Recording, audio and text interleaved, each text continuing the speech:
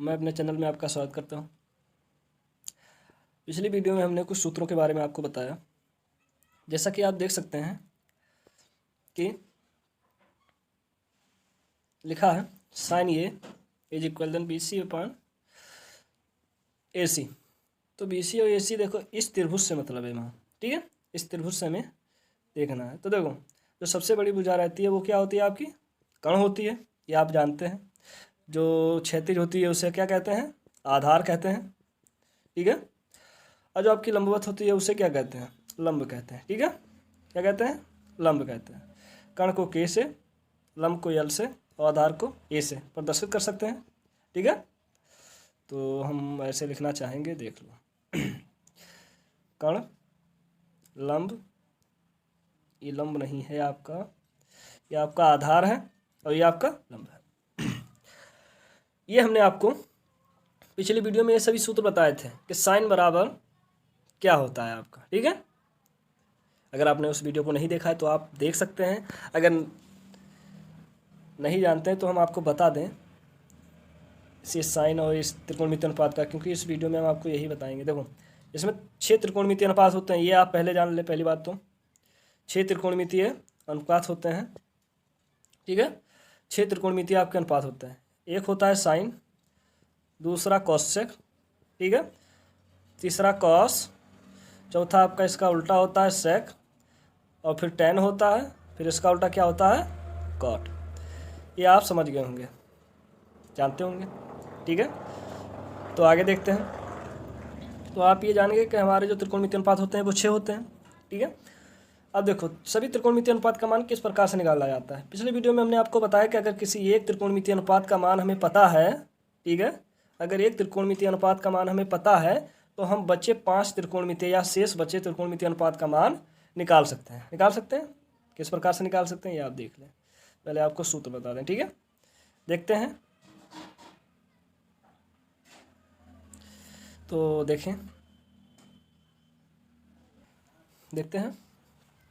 तो इसमें आप ये समझ लीजिए जो ए सी भुजा है आपकी, ए और सी, जो ए और सी भुजा है ये आपका क्या है, कर्ण है। समझने की बात क्या है, ये कर्ण होता है, क्योंकि त्रिभुज में जो सबसे बड़ी भुजा होती है वो कर्ण होती है। 9th क्लास में 2018 में जब त्रिकोणमिति था तो आपको सिद्ध करने के लिए क्वेश्चन आता था कि जो त्रिभुज की सबसे लंबी भुजा है यानी सबसे बड़ी भुजा है वो किस प्रकार से, उसे सिद्ध करना रहता है कि ये कर्ण क्यों सबसे बड़ी भुजा है। ये सिद्ध करने के लिए क्वेश्चन आता था 2018 में। अब नहीं होगा त्रिकोणमितीय, उससे हटा दिया गया है 9 से, ठीक है। तो एक कर्ण हो गया। क्षैतिज जो आपकी रहती है वो आपका आधार होता है, ये तो जानते हैं। और जो लंबवत रहती है यानी 90 अंश का जो कोण बनाती है वो क्या रहता है आपका, वो आपका रहता है लंब, ठीक है। ये आपका क्या है, ये आपका लंब है, ठीक है। ये आप समझ गए होंगे, ये आपका लंब भुजा ही है, ठीक है। तो देखते हैं लंब। अब आगे देखें, इसमें ये है जो कास है। देखो साइन बराबर होता है लंब बटे कर्ण, ये आपको हम पिछले वीडियो में बता भी चुके हैं। अगर आपने उस वीडियो को नहीं देखा है तो आप देख लें।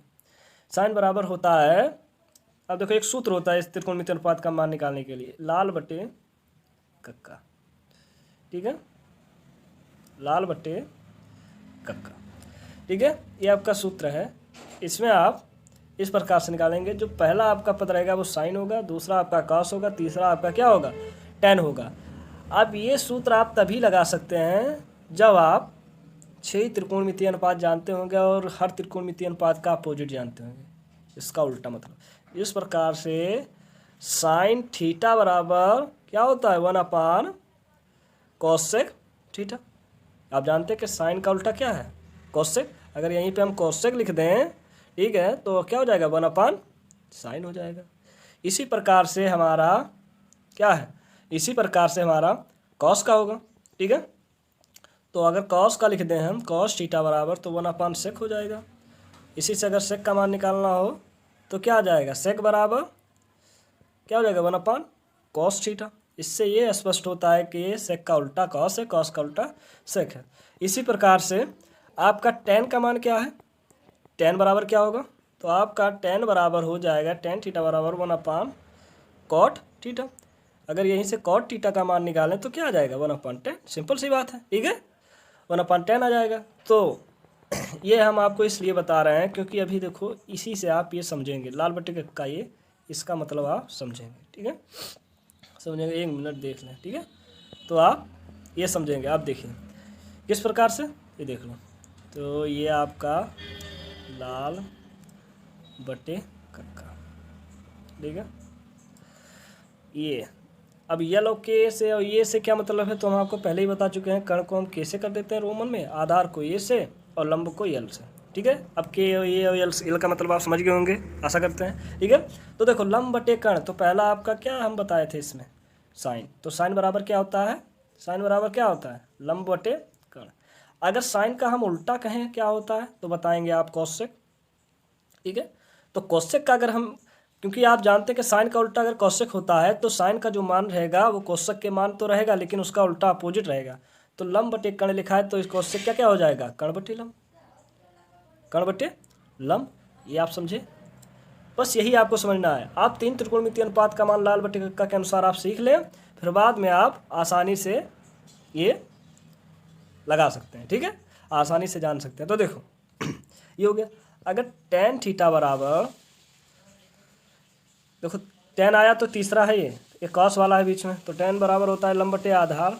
अगर कॉट का पूछा जाए, क्योंकि tan का उल्टा कॉट होता है, तो कॉट का अगर पूछा जाए तो जो tan का मान दिया उसको बस हम उल्टा कर देंगे, बस उसका मान आ जाएगा। तो क्या हो जाएगा, आधार बटे लंब। इसी प्रकार से अगर कॉस का है तो कॉस का अगर है तो कॉस का होता है, देखो दूसरे नंबर पर क्या है, कॉस का होता है इसमें आधार बटे कर्ण।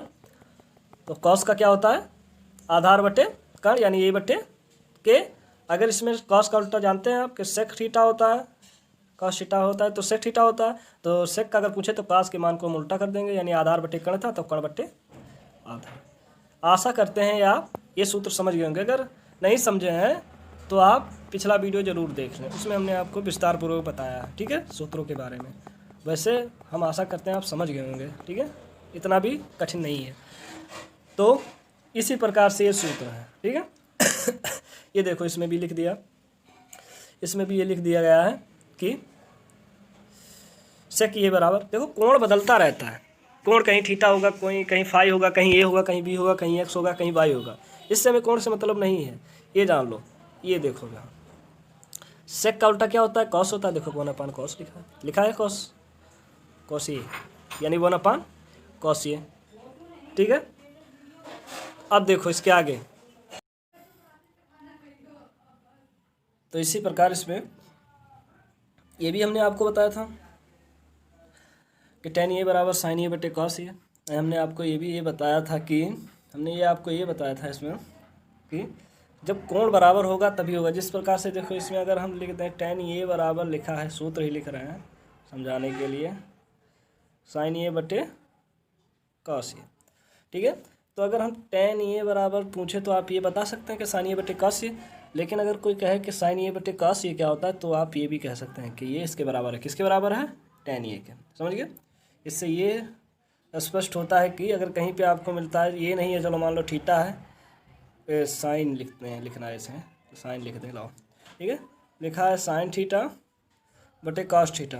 अगर इसे लिखने के लिए आ जाए क्या लिख सकते हैं सरल रूप में, तो आप लिख सकते हैं टेन थीटा। वहाँ पे ये था, तो त्रिकोण हमेशा क्या होता है, बदलता रहता है, ये हमने आपको पहले ही बता दिया है। एक बात और, अगर मान लो आपको मिला है साइन थीटा बटे कॉस फाई, इसे फाई कहते हैं, ठीक है। अगर इस प्रकार से है तो आप टेन थीटा या टेन फाई नहीं लिख सकते हैं, क्योंकि कोण जब बराबर होगा साइन और कॉस का, तभी आप क्या लिख सकते हैं, टेन लिख सकते हैं। ये आप याद रखिएगा, क्योंकि कोण भी बहुत महत्वपूर्ण है यहाँ पे त्रिकोणमिति में।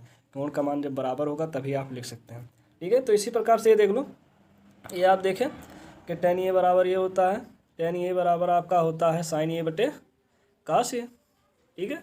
इससे पहले हमने पढ़ा था कि टेन का उल्टा क्या होता है, कॉट होता है। अगर यहाँ पे कॉट का मान पूछा जाए तो इसको हम पलट देंगे, कॉट ए का मान पूछा जाए तो इसे हम ऊपर नीचे कर देंगे, तो यानी कॉस ए बटे साइन ए, जो साइन ए बटे कॉस था तो कॉस ए बटे साइन ए आ गया मान। अब देखो यही मान देखो यहाँ पे आ रहा होगा, ये देखो दूसरा सूत्र कॉट का। तो ये दो तरह के सूत्र हैं इसमें, आपने पहले पढ़ा, इसमें सूत्र पढ़ा कि टेन बराबर 1/cot होता था, क्या होता था, टेन ए बराबर होता था 1/cot ए, और फिर पढ़ा था आपने cot ए बराबर होता था आपका 1/tan ए, क्योंकि ये एक दूसरे के अपोजिट हैं।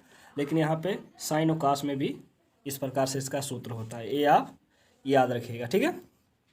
तो ये आप समझ गए होंगे, आशा करते हैं ये आप समझ गए होंगे। ठीक है, तो देखते हैं आगे। ये आपका हो गया, ये दो सूत्र जो थे आपके इसी प्रकार इसमें, ये देखो ये जो दो सूत्र हैं ये आपके इसी प्रकार से। एक बात याद रखिएगा, सिद्ध करने के लिए जब प्रूव करने के लिए आपके पास सवाल आएगा तो ज़्यादातर आपको कास और साइन में ही हर त्रिकोणमितीय अनुपात को बदलना पड़ेगा।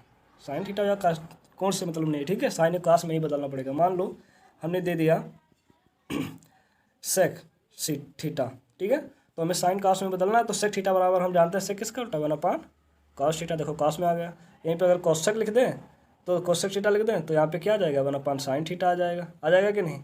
यही हमें करना है, ठीक है, क्या करना है, हमें साइन और कास में ही बदलना है, क्योंकि सिद्ध करने के लिए ज़्यादातर ये हमें प्रोसेस करना पड़ता है साइन और कास करने में।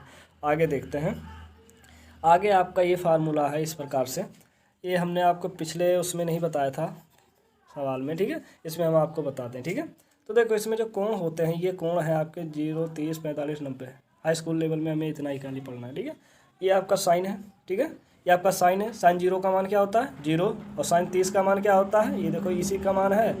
इस प्रकार से मान देखा जाएगा, कन्फ्यूज मत होइएगा। ठीक है, तो इसमें देखो साइन 0 का मान 0 अंश का मान 0 होगा, साइन ए का मान साइन, यानी एक स्थान पे जब हम 0 रखेंगे तो साइन 0 का मान क्या हो जाएगा 0, और फिर एक स्थान पे हम 30 रखेंगे तो क्या आ जाएगा 1/2, फिर 45 रखेंगे 1/√2, 60 रखेंगे √3/2, और फिर 90 रखेंगे फिर क्या आ जाएगा 1। ये इस प्रकार से है। कहने का मतलब ये साइन ये लिखा है, इसका मतलब ये नहीं है कि साइन ए का मान 0 ये सब है, ये सब नहीं है। कहने का मतलब ये है, देखो जो साइन है एक स्थान पर पहले अगर हमने 0 अंश रखा तो इसका मान 0 आ जाएगा, 30 रखा तो क्या आ जाएगा 1/2 हो जाएगा, ये रखा तो ये आ जाएगा, 60 रखा तो √3/2, और 90 रखा तो इससे सवाल इस प्रकार से आते हैं। मान लो लिखा है साइन 30 अंश बटे साइन 45 अंश। अब देखो, अब अगर आपको अंश का मान नहीं पता तो किस प्रकार से लेंगे, तो साइन 30 का मान अगर आप जानते हैं कि 1/2 होता है तो 1/2 लिखेंगे उसके स्थान पर, पूरे का बटा करेंगे। 45 का मान क्या होता है 1/√2, यानी 1/√2। तो देखो ये सबसे ऊपर जाएगा तो √2/2, ये आपका आंसर। चाहे तो √2 आपका लिखा ही है, 2 को हम 2 बार √2 लिख देंगे, क्योंकि गुणा करेंगे तो 2 ही आएगा, एक से एक कैंसिल हो जाएगा तो बचेगा 1/√। ये आपका आंसर। इसी प्रकार से सवाल आते हैं इस मान के लिए। ठीक है, अगर ये मान आपको याद होता है तो आप इस प्रकार के सवाल लगा सकते हैं। आगे इसी प्रकार के जितने सूत्र बताए उसी पर आधारित हम कुछ सवालों का भी अध्ययन करेंगे। वीडियो बड़ी हो जाने के कारण हम थोड़ा समय भी देखेंगे। ठीक है, तो इसी प्रकार से ये भी है, देखो कास का भी है, टेन का भी है, यानी सभी त्रिकोणमितीय अनुपात। अब देखो ये एक बात और जान लीजिए, परिभाषित नहीं है का मतलब होता है इनफाइनाइट। इनफाइनाइट का मतलब क्या होता है, अगर आपसे पूछा जाए कि प्राकृतिक या पूर्ण संख्याओं में सबसे बड़ी संख्या कौन सी होती है, तो आप बताएंगे अनंत। ठीक है, बताएंगे अनंत, क्योंकि अगर आप 100 कहेंगे बड़ी संख्या है तो उससे आगे 101 आता है, 1 लाख कहेंगे तो 1 लाख, 2 लाख आता है, तो ये रहता है नहीं, संख्या का अंत नहीं है तो उसे अनंत कहेंगे। तो इसी अनंत को हम इंग्लिश में कहते हैं इनफाइनाइट। ठीक है, इनफाइनाइट। ठीक है, इनफाइनाइट कहते हैं। इनफाइनाइट का मतलब होता है परिभाषित नहीं किया जा सकता, कुछ भी हो सकता है, और इनफाइनाइट का चिन्ह ये होता है। ठीक है, ये होता है। ठीक है, आप याद रखिएगा, परिभाषित नहीं का मतलब जान जाइए कि इनफाइनाइट ही। ठीक है, आशा करते हैं आप ये समझ गए होंगे। आगे देखते हैं, तो देखो अब ये देखो इस प्रकार के भी सूत्र हमने आपको नहीं बताया था कि इसमें 4 चतुर्थांश होते हैं। ये फर्स्ट होता है, ये सेकंड होता है, थर्ड होता है, ये फोर्थ होता है। ठीक है, ठीक है, ये फर्स्ट है आपका। ठीक है, ये फर्स्ट, सेकंड, थर्ड, फोर्थ। ठीक है, इसमें चतुर्थांश के सूत्र हैं, आप याद कर लीजिएगा इसमें। ठीक है, जैसे साइन 90 माइनस ये बराबर होता है कास ये, और कास 90 माइनस ये बराबर होता है साइन ये आपका प्रथम चतुर्थांश में जाएगा। और ये जो 90 से कम हो, एक बात आप जान लीजिए, 90 से कम हो और 0 से ज़्यादा हो वो आपका प्रथम चतुर्थांश, और 90 से ज़्यादा और 180 से कम वो आपका द्वितीय चतुर्थांश। एक बात और देख लो, दिखाते हैं आपको हम विस्तार से। ठीक है, अब देखते हैं, ये हमने चतुर्थांश बनाएगा, और 90 से कम और 0 से ज़्यादा होगा तो आपका प्रथम में, और 90 से ज़्यादा 180 से कम होगा तो आपका द्वितीय में, 180 से ज़्यादा 270 से कम होगा तो आपका तृतीय में, और 270 से ज़्यादा और 360 से कम ये आपका हो जाएगा चतुर्थ में। ये आप आशा करते हैं आप ये समझ गए होंगे। ठीक है, ये आपका है। ठीक है, तो देखते हैं आगे।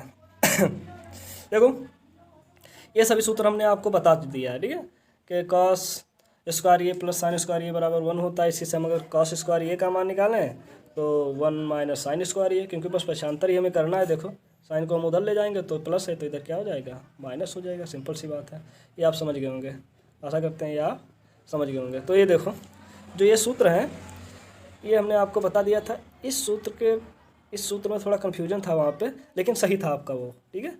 तो कॉट स्क्वायर ये माइनस कोसेक स्क्वायर, नहीं ये नहीं था आपका सूत्र, ये ऐसे बनेगा। ये आपका सूत्र है कोसेक स्क्वायर ये माइनस कॉट स्क्वायर ये बराबर आपका होता था 1। अगर उस पिछले वीडियो में गलत हो गया तो आप ये नोट कर लीजिएगा, ये आपका आंसर है, ठीक, ये आपका सही है सूत्र, ठीक है, ठीक है। तो ये देखिए, हाँ, तो ये आपका सूत्र होगा कोसेक स्क्वायर ये माइनस कॉट स्क्वायर ये इज इक्वल देन क्या होगा 1 होगा। ये आपका सूत्र होगा, ठीक है। अगर उसमें गलत हो रहा है तो आप सही कर लीजिएगा।